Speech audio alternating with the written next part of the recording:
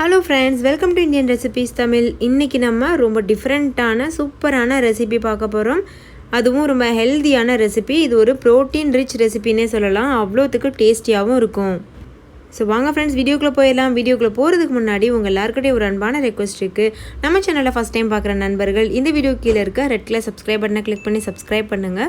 கூடவே இருக்க bell சிம்லையும் click பண்ணுங்கள். அப்போ தான் நான் தினம் அப்லோட் பண்ணுற புது வீடியோஸ் உங்களுடைய மொபைலுக்கு நோட்டிஃபிகேஷன்ஸோடு வந்து சேரும்.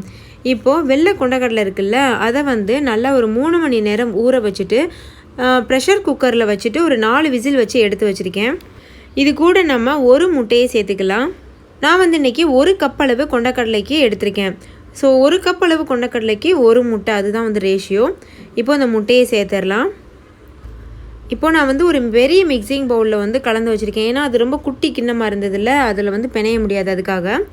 இப்போ இது கூட 2 ஸ்பூன் அளவுக்கு கடலை மாவு, 1 ஸ்பூன் காஷ்மீரி சில்லி பவுடர், தேவையான அளவு உப்பு, இது எல்லாத்தையும் சேர்த்துக்கலாம். காஷ்மீரி சில்லி பவுடர் சேர்த்திங்கன்னா நல்ல கலர் கொடுக்கும், காரமும் கொஞ்சம் கம்மியாக இருக்கும். நீங்கள் நார்மலான உப்பு சேர்க்குறீங்க அப்படின்னா ஒரு 1/2 ஸ்பூன் அளவு சேர்த்துக்கோங்க போதும். சேர்த்துட்டு நல்லா வந்து மிக்ஸ் பண்ணிக்கோங்க. இந்த மாதிரி எல்லா இடத்துலையும் படுற மாதிரி மிக்ஸ் பண்ணிவிட்டு எண்ணெயில் போட்டு பொரித்து எடுத்துடலாம். இந்த மாதிரி நீங்கள் ஸ்பூன் வச்சு போட்டும் எடுக்கலாம். ரொம்ப பயமாக இருந்ததுன்னா எண்ணெய் தெரிக்கும்னு சில பேர் பயப்படுவாங்கள்ல, அவங்களாம் ஸ்பூன் வச்சு போட்டு எடுத்துக்கோங்க. இல்லை பயம் இல்லைன்னா கையில் கூட நீங்கள் வந்து போடலாம். அள்ளி வந்து சின்ன சின்னதாக உதுத்து விடுங்க.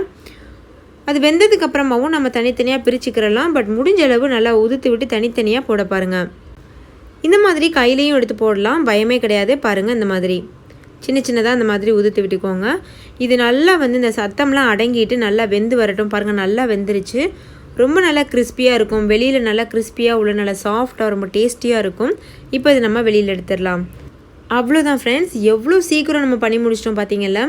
அதே சமயத்தில் வந்து பார்த்திங்கன்னா நல்லா சுட சுட சாப்பிட்டிங்கன்னா ரொம்ப டேஸ்டியாக இருக்கும். நம்ம பேக்கரியிலலாம் சாப்பிட்ருப்போம்ல மசாலா கடலை, அந்த மாதிரி தான் இருக்கும்.